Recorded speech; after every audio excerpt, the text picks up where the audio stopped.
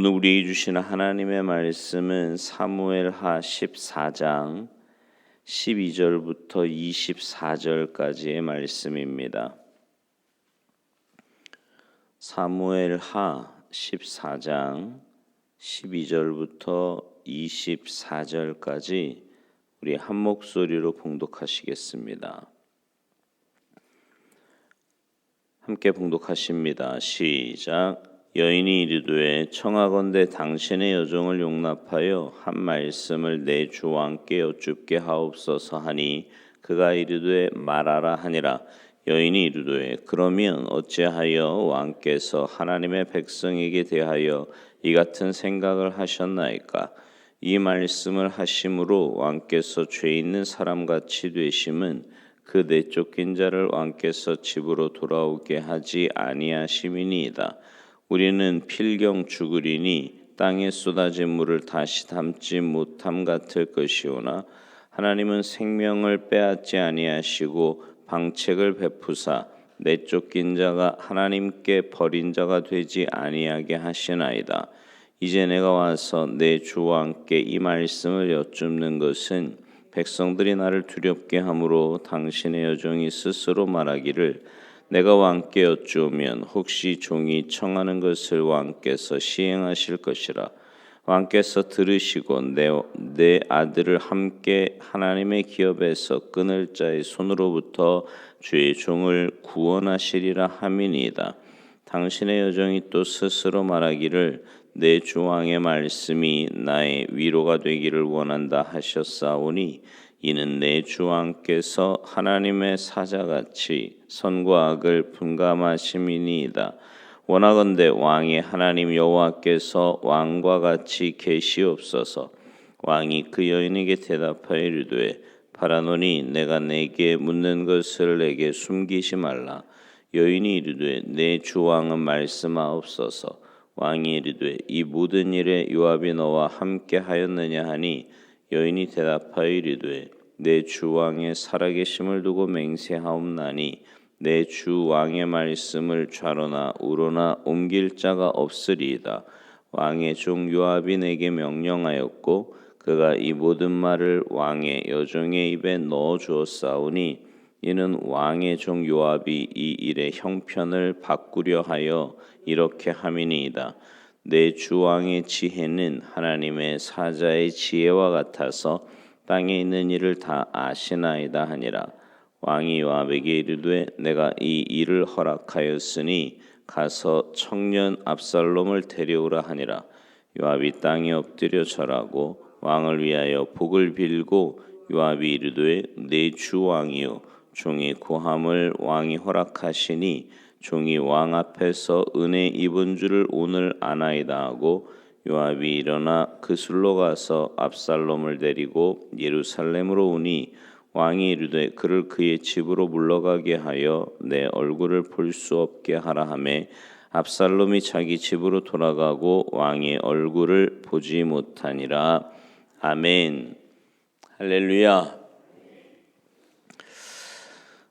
오늘 본문에 보면요, 겉으로 볼 때는 굉장히 지혜롭게 보이지만 실상은 세상의 지혜로 가득 찬, 또 세상의 지혜로 행하는 세 사람을 발견하게 됩니다. 첫째는 요압입니다. 요압은요, 다윗이 그슬 땅으로 망명을 가 있는 압살롬을 굉장히 보고 싶어하는 모습을 보면서 어떻게 해서든지 압살롬을 이스라엘 땅으로 돌아오게 해서 다윗의 마음을 위로하려고 했습니다. 그리고 압살롬은 이스라엘 백성들이 다윗의 왕위를 계승할 만한 위인으로 보았기 때문에 왕국의 안정을 위해서라도 압살롬이 귀국하는 것이 나라의 장래를 위해 꼭 필요한 일이라고 본 겁니다. 그래서 드고아 출신 여인을 앞세워서 다윗을 설득하지요. 결국 다윗이 그 설득을 당하고 압살롬을 그술 땅에서 돌아오게끔 합니다. 겉으로 볼 때는 요압이 다윗 왕과 또 나라를 깊이 생각하는 충신이고 지혜로운 책사로 보입니다. 그러나 요압의 속마음은 결코 그렇지 않습니다. 그는 이 모든 행동의 동기가 자신의 권력을 지키기 위한 행동이었어요. 권력을 지키기 위해서라면 그는 다른 사람의 목숨까지도 해칠 수 있는 사람이었기 때문입니다. 이미 과거에 다윗 왕에게 투항하려는 아브넬 장군을 무고하게 죽인 사람이 바로 요압입니다. 요압의 지혜는 결코 신령한 지혜가 아닌 세상의 지혜였습니다. 두 번째로 세상의 지혜로 무장한 사람이 드고와 여인입니다. 요압은 드고와 땅에서 지혜로운 여인 하나를 불러옵니다. 그 여인을 성경은 그냥 드고와 여인이다 이렇게 말을 해요. 이 여인은 요압 장군이 미리 짜놓은 시나리오를 듣습니다. 그리고 다윗 왕에게 가서 마치 자신이 억울한 일을 당한 당사자인 것처럼 행동하면서 다윗에게 호소를 합니다. 다윗은 이 드고와 여인의 말을 액면 그대로 믿었어요. 그만큼 이 드고와 여인의 연기가 뛰어나다고 할 수 있지요. 다윗은 드고와 여인의 이야기에 흠뻑 빠져서 그 여인의 억울함을 풀어주겠다고 나섭니다. 다윗의 판단을 나쁜 방향으로 흐르게 할 정도로 이 드고와 여인의 말솜씨는 탁월했던 겁니다. 하지만 이 드고와 여인의 지혜는 신령한 지혜가 아니라 부정한 세상의 지혜였습니다. 세 번째로 세상의 지혜로 무장한 사람은 압살롬입니다. 압살롬은요, 여동생의 원수를 갚으려고 형 암논을 죽인 다음에 외할아버지 나라인 그술로 도망을 치지요. 3년 동안 그곳에서 안전하게 피신을 하고 있었습니다. 살인을 저지르고 그곳으로 도망친 것은 세상적으로 볼 때는 굉장히 지혜롭다고 볼 수 있습니다. 하지만 그것은 사악한 지혜였어요. 또한 오늘 본문 바로 다음에 보면 압살롬이요, 요압의 중재를 통해서 다시 이스라엘 땅으로 돌아오는데 아버지 다윗이 결코 자신을 만나주지 않자 화가 납니다. 그래서 중재를 자처했던 요압의 밭에 불을 지르지요. 크게 놀란 요압 장군이 다시 한번 다윗과 압살롬을 중재합니다. 그래서 다윗이 압살롬을 만나도록 그렇게 합니다.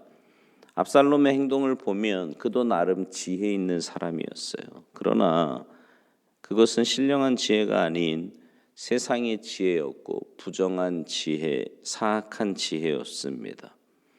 앞에서 언급한 요압 장군, 또 압살롬, 또 드고와 여인은 겉으로 볼 때는 굉장히 지혜 있는 사람처럼 보입니다. 하지만 그들은 그 지혜를 가지고 선하고 의로운 일을 도모한 것이 아니라 자신의 목적을 이루기 위해 술수와 계략과 불의를 서슴지 않았습니다. 우리는 이런 지혜를 쫓아가서는 안 됩니다. 성경은 우리에게 위로부터 난 지혜를 쫓아가라고 말씀합니다.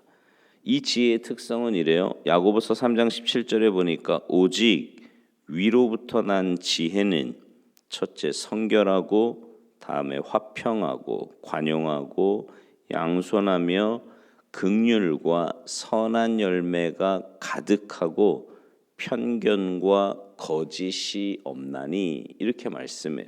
그러니까 위로부터 난 지혜는 어떻대요? 먼저 성결하답니다. 화평을 쫓고요. 관용과 양순을 품고 있어요. 긍휼과 선한 열매를 가져오고요. 편견과 거짓이 없습니다. 근데 앞에서 본 세 사람의 지혜는 어때요? 그들의 지혜는 간교하고 불의하고 사악합니다. 여러분, 우리는요 세상의 지혜를 따르지 말고 오직 위로부터 난 지혜를 행하며 살아야 합니다. 그러면 위로부터 난 지혜는 어떻게 받느냐라는 거지요. 예수님을 믿는 자, 예수님 안에 거하는 자, 예수님의 이름으로 기도하는 자들에게 주어지는 겁니다. 고린도전서 1장 30절에 보니까 너희는 하나님으로부터 나서 그리스도 예수 안에 있고 예수는 하나님으로부터 나와서 우리에게 지혜와 의로움과 거룩함과 구원함이 되셨으니 이렇게 말씀해요. 예수님을 믿는 우리에게는 위로부터 난 지혜가 있다는 거예요. 우리가 예수님을 본받아서 행하고자 하면, 예수님의 이름으로 기도하면 우리의 지혜의 근원이 되시는 예수님이 위로부터 난 지혜를 주시는 겁니다. 그 지혜로, 주님 주신 지혜로 행하시는 여러분이 되시기를 바랍니다. 또 하나, 다윗은 압살롬의 귀국을 허락했지만 진심으로 압살롬을 용서하지 않습니다. 그래서 압살롬을 만나주지 않지요. 이것이 압살롬에게 상처가 되고 분노가 됩니다. 어제 말씀드린 것처럼 일단 용서하겠다고 귀국을 허락했으면 과거를 청산하고 화평하게 지내야 하는데 다윗의 행동이 굉장히 어정쩡합니다. 사랑과 공의의 균형을 잃어버린 거예요. 여러분, 다윗이 압살롬에게 어떻게 해야 됐을까요? 다윗은 아버지로서 압살롬의 행동을 얼마든지 용서할 수 있었지요. 사실은 오라고 한 것 자체가 용서 아닙니까? 그런데 거기에는 조건이 있어요. 압살롬이 진심으로 자신의 행동을 회개하도록 해야만 했습니다. 그걸 먼저 확인했어야죠. 그리고 회개와 함께 살인 행위에 대한 징계도 내려야 했습니다. 그 징계가 뭐 꼭 사형은 아니라고 하죠. 용서했으니까 사형은 아니라고 해도 여러 형태로 압살롬이 근신하도록, 그래서 자기가 정말 잘못했다라는 것을 깨달을 수 있도록 조치를 취해야 했습니다. 근데 그런 과정이 없어요. 그냥 오라고만 하지 보지도 않고 그냥 자기 집에 가서 나 만나지 못하게 해라 이렇게만 해놓으니까 압살롬은 자기의 행위에 대한 반성도 없지요, 회개도 없지요. 오히려 당당합니다. 그리고는 결국 아버지에게 큰 불만을 품고 나중에 반역을 일으키는 불씨를 품게 되더라는 겁니다. 다윗이요, 밧세바 사건 이후에 이전에 그가 보여주었던 사랑과 공의 또 그 균형을 잃어버리고 말았어요. 하나님은요, 우리에게 사랑과 공의의 균형을 이루셨습니다. 하나님의 사랑은 죄로 타락한 우리를 용서하기를 원하신 거예요. 하지만 하나님이시라도 죄인된 우리를 용서하시려면 우리가 지은 죄에 대한 대가를 지불하셔야만 한 거예요. 그래서 하나님의 공의는요, 우리의 죄를 위해 독생자 예수 그리스도를 내어주셨습니다. 그가 십자가에서 피 흘려 죽으심으로 우리 죄의 대가를 지불하신 거예요. 그러니까 하나님의 공의를 지키신 거지요. 그러니까 예수님이 죽으신 십자가는 하나님의 사랑과 하나님의 공의가 절묘하게 만난 장소입니다.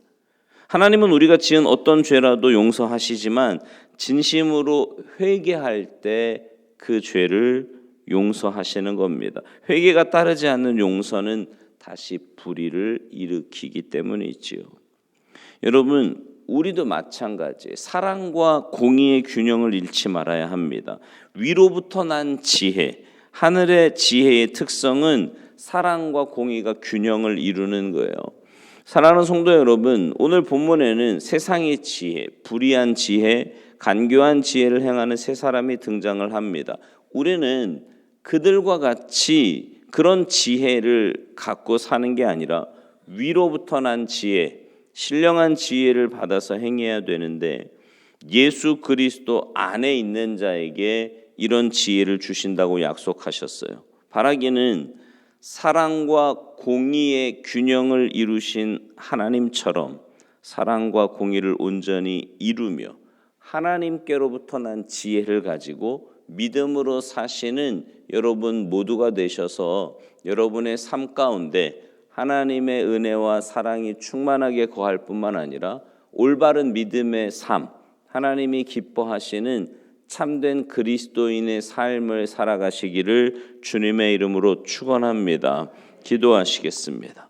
하나님, 세상의 지혜, 눈에 보이는 것을 쫓아가는 또 내 육신의 정욕과 나를 위한 그런 지혜를 가지고 살아가는 인생이 아니라 하나님께로부터 난 지혜를 가지고 살아가는 우리 모두가 되기를 간절히 소망합니다. 특별히 주님의 마음을 우리 안에 주시고 주님께서 사랑과 공의의 균형을 이루셨던 것처럼 우리도 주님의 그 말씀대로 주님의 그 모습대로 온전히 순종하며 행하는 우리가 되게 하셔서 사랑과 공의의 균형을 가지고 말씀대로 믿음으로 살아가는 우리 모두의 삶이 되도록 주님 도와주시옵소서. 특별히 이 새벽에 안타까운 마음으로 간절한 마음으로 주님 앞에 기도하는 주님의 귀한 백성들의 기도에 응답하시고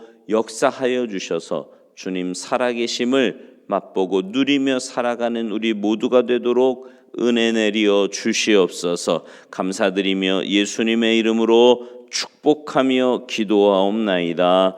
아멘.